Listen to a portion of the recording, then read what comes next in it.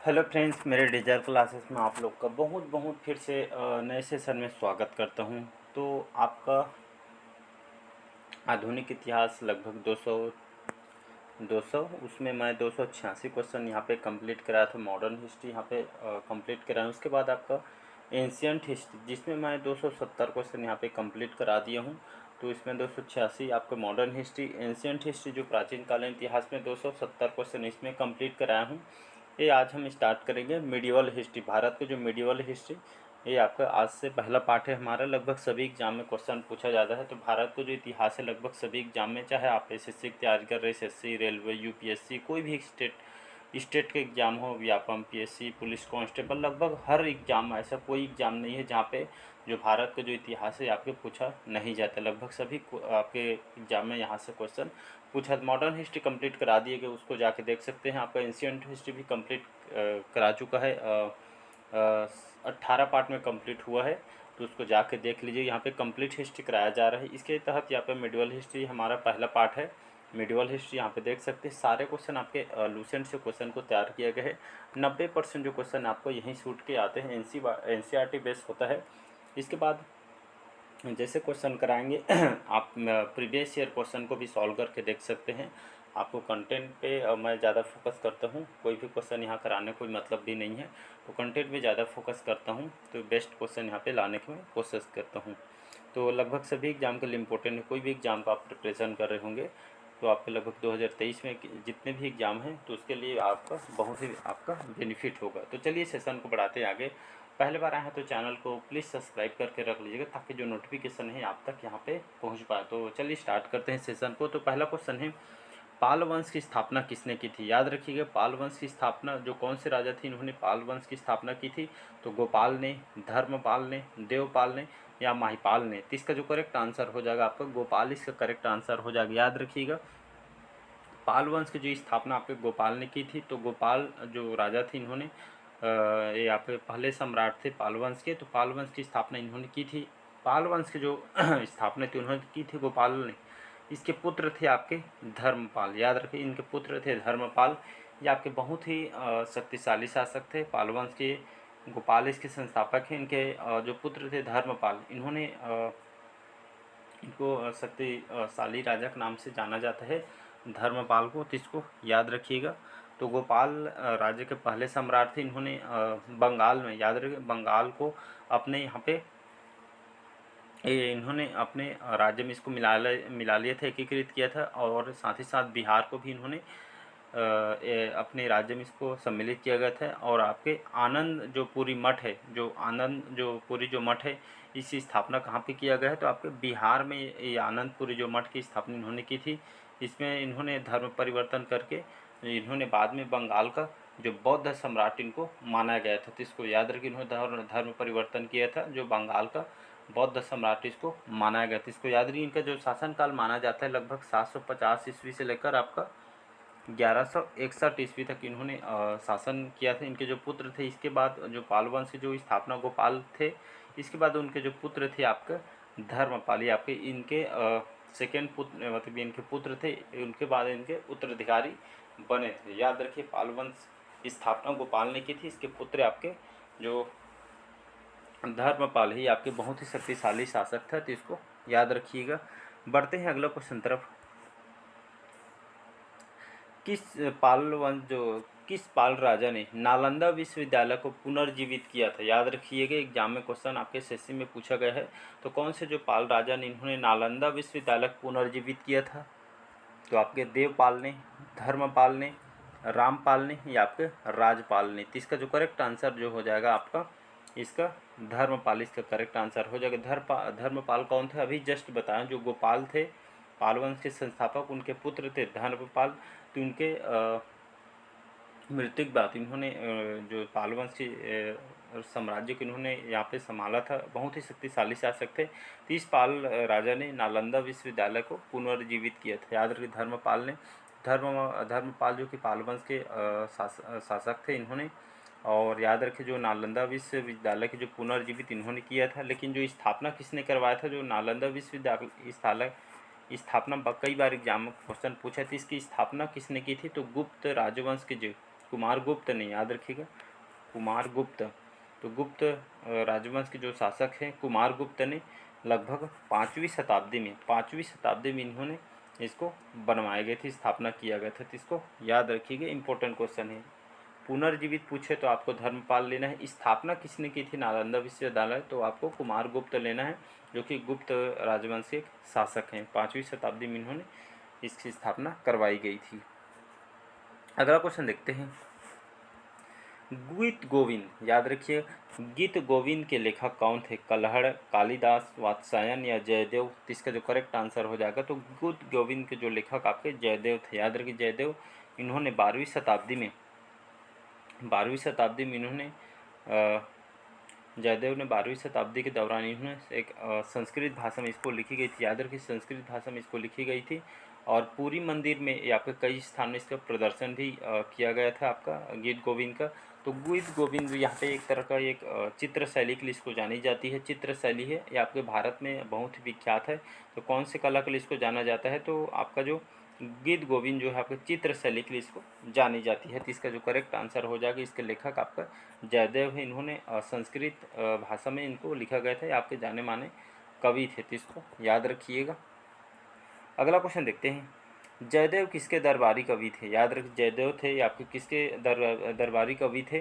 तो सामंत सेना के, लक्ष्मण सेन के, विजय सेन के या केशव सेन के? तो इसका जो करेक्ट आंसर हो जाएगा आपका लक्ष्मण सेन, इसका करेक्ट आंसर हो जाए। जयदेव एक कवि थे जिन्होंने किसकी इन्होंने 12वीं शताब्दी में यहाँ पे जो जयदेव जो इनके जो संस्कृत भाषा में इनके द्वारा इन्होंने गीत गोविंद जो पुस्तक है इनके द्वारा लिखी गई, जो कि चित्रकारी के लिए इसको जाना जाता है। तो जयदेव आपके किसके दरबारी कवि थे? तो आपके लक्ष्मण सेन के आपके दरबारी कवि थे, उनके दरबार में कवि थे आपका जयदेव। और जयदेव लगभग 1200 ईस्वी तक संस्कृत के महान कवि थे, और लक्ष्मण सेन जो शासक थे इनके दरबारी कवि थे। तो इसको याद रखिएगा, बी ऑप्शन करेक्ट आंसर हो जाएगा।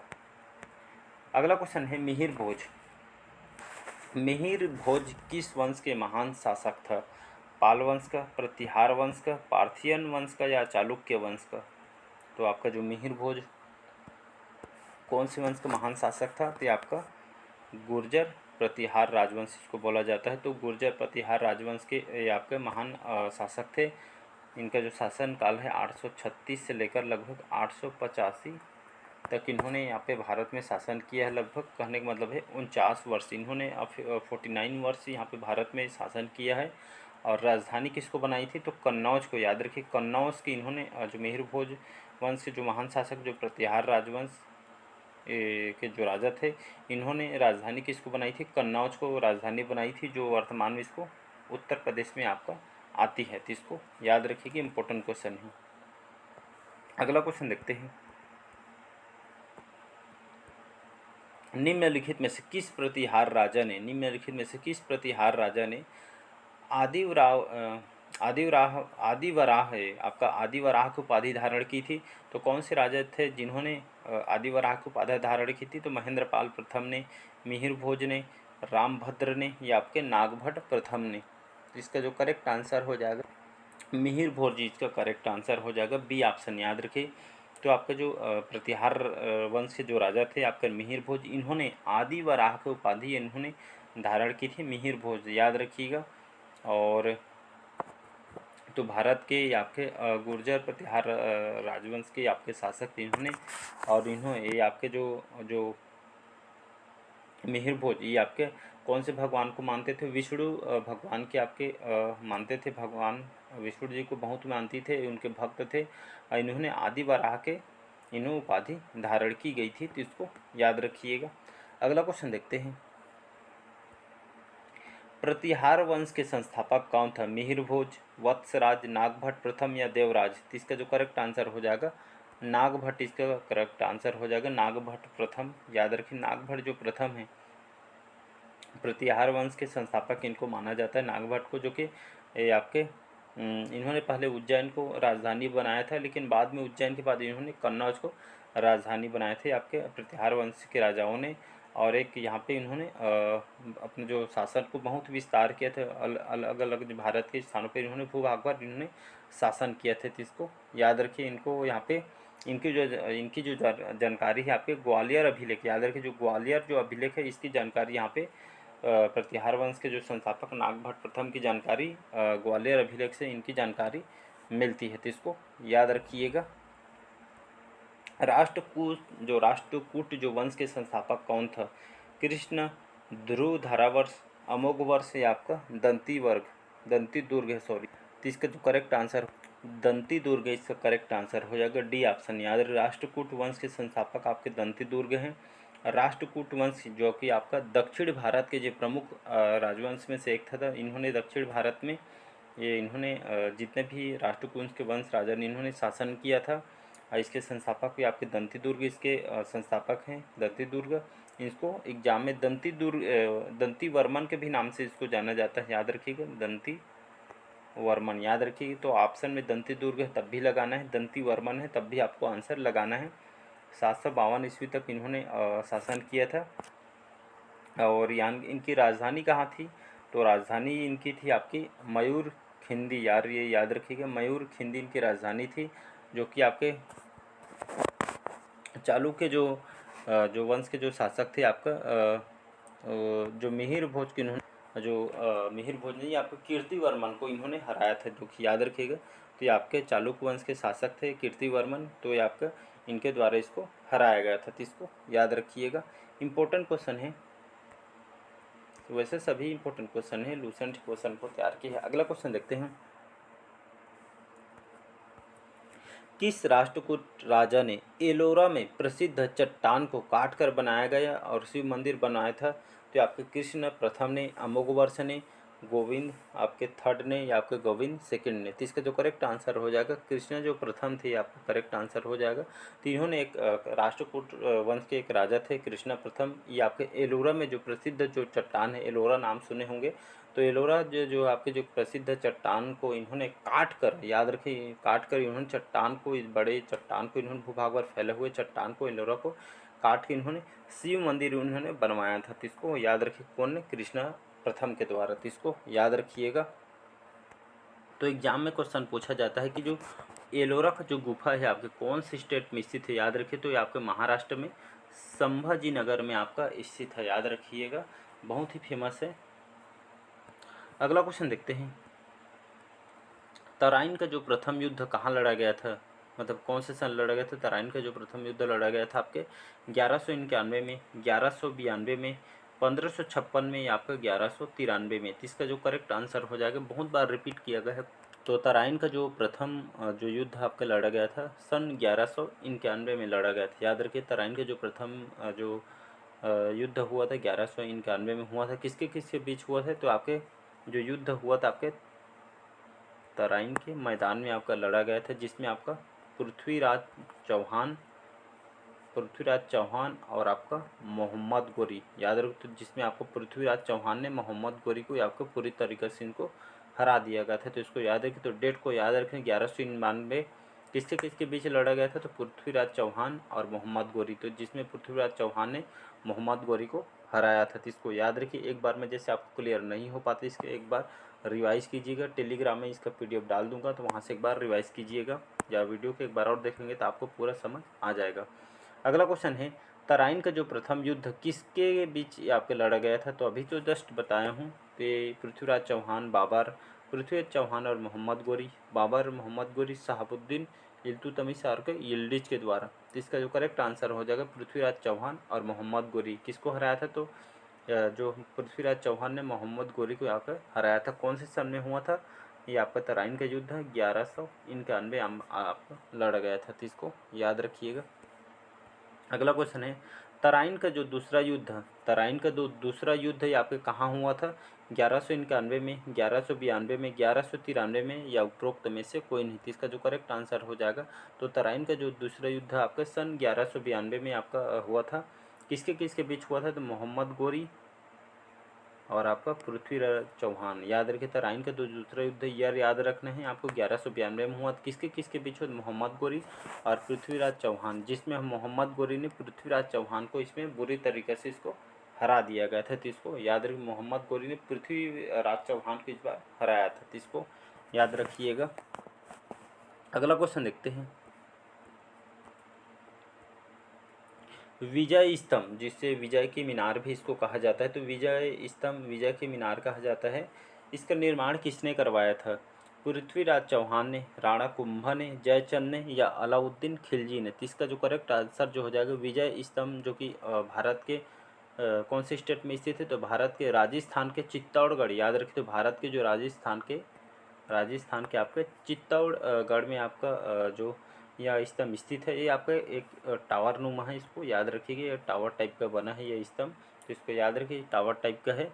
इसके किसको बनाया? ये आपका निर्माण किसने करवाया था? जो कि मेवाड़ के जो नरेश थे राणा कुंभा। याद रखिए बी ऑप्शन याद रखिए, तो मेवाड़ के नरेश थे राणा कुंभा। ये आपकी इनके विजय स्मारक के रूप में इसको बनाया गया था। विजय के दौरान इसको स्मारक को बनवाया गया था और इसके रूप में कौन से सन में बनाया था? 1440 से 1448 में इसको बनवाया गया था। तो इसको याद रखिएगा, इंपॉर्टेंट क्वेश्चन है। अगला क्वेश्चन देखते हैं। प्रसिद्ध दिलवाड़ा मंदिर। याद रखिए जो प्रसिद्ध आपका जो दिलवाड़ा जो मंदिर है आपके कहाँ पे स्थित है? भुवनेश्वर में, कोणार्क में, माउंट आबू में या आपका पुरी में? तो इसका जो करेक्ट आंसर है वो दिलवाड़ा जो आपका जो मंदिर है आपके माउंट आबू में स्थित है। याद रखिए आपका 5 मंदिरों का एक आपका समूह है, 5 मंदिरों का एक समूह है ये आपके। तो दिलवाड़ा का मंदिर आपके माउंट आबू में 5 मंदिरों का एक समूह है, तो इसको याद रखिएगा। तो आपका जो दिलवाड़ा मंदिर है आपके कहाँ पे स्थित है? माउंट आबू में। माउंट आबू कहने का मतलब है आपके राजस्थान के आपका जो सिरोही जिला है, सिरोही जिला, राजस्थान का जो सिरोही जिला है, ये आपका माउंट आबू नगर में आपका स्थित है। लगभग 11वीं से 12वीं शताब्दी में आपका बनवाया गया था ये मंदिर को। और ये आपका कौन से धर्म से प्रसिद्ध दिलवाड़ा जो मंदिर आपका, ये आपका जैन धर्म से संबंधित जितने भी जैन धर्म के जो तीर्थंकर को ये आपके समर्पित है। किसको जो प्रसिद्ध दिलवाड़ा जो मंदिर आपके किसके द्वारा बनवाया गया था? तो आपके एक राजा थे विमल शाह। याद रखिए विमल शाह के द्वारा इसको बनवाया गया था। तो इसको याद रखिएगा, इंपॉर्टेंट क्वेश्चन है। अगला और लास्ट क्वेश्चन देखते हैं। पृथ्वीराज चौहान ने निम्नलिखित में से किस युद्ध में मोहम्मद गोरी को हराया था? तराइन के पहला युद्ध में, तराइन का दूसरा युद्ध में या आपका तराइन का तीसरा युद्ध में या चंदावर के युद्ध? तो अभी मैं आपको जस्ट बताया था, एक बार रिकॉल करके देखिएगा, जैसे एक बार में क्लियर नहीं हो। तराइन का युद्ध इतना इंपॉर्टेंट है, बहुत ही ज़्यादा इंपॉर्टेंट, बार बार यहाँ से क्वेश्चन अभी रिपीट किया जाता है। तो पृथ्वीराज चौहान ने निम्नलिखित किस युद्ध में मोहम्मद गोरी को हराया था? तो इसका जो करेक्ट आंसर हो जाएगा ये आपका दूसरा युद्ध। तराइन का जो दूसरा युद्ध हुआ था कौन से सन में हुआ था? 1192 में। याद रख 1192 में तराइन का दूसरा युद्ध फिर से लड़ा गया था, जिसमें पृथ्वीराज चौहान ने मोहम्मद गोरी को यहाँ पे बुरी तरीके से हरवाया था। तो इसको याद रखिए, आपका युद्ध तरावंडी के नाम से इसको जाना जाता है, तराइन का युद्ध। इस किले का यहाँ पे वर्णन किया गया, जो कि इतिहास के पन्नों में आपका दर्ज की गई है। तो इसको याद रखिएगा। तो चलिए आज का सेशन यहीं तक रखते हैं। तो कमेंट करके ज़रूर बताइएगा आज का सेशन कैसे लगा। ये हमारा मिडिवल हिस्ट्री का जो भारत का पहला पार्ट है, तो इसके पहले मॉडर्न हिस्ट्री कंप्लीट कराया गया, उसको भी जाके देख ले। पूरा स्टार्टिंग से पढ़ाया, जिसमें भारत का कौन से कारखाना लगाया, पहले जो यात्री इसमें कौन है, भारत का खोज किसने की, पूरा एकदम स्टार्टिंग से मैं क्वेश्चन को लिया हूँ। स्टार्टिंग से देखोगे, पार्ट वाइज देखेंगे तो आपको बहुत ही अच्छा लगेगा, पढ़ने में भी अच्छा लगेगा। तो चलिए आज का सेशन यहीं तक रखते हैं, मिलते हैं अगले पार्ट में। 16वां क्वेश्चन को हम लेकर आएंगे।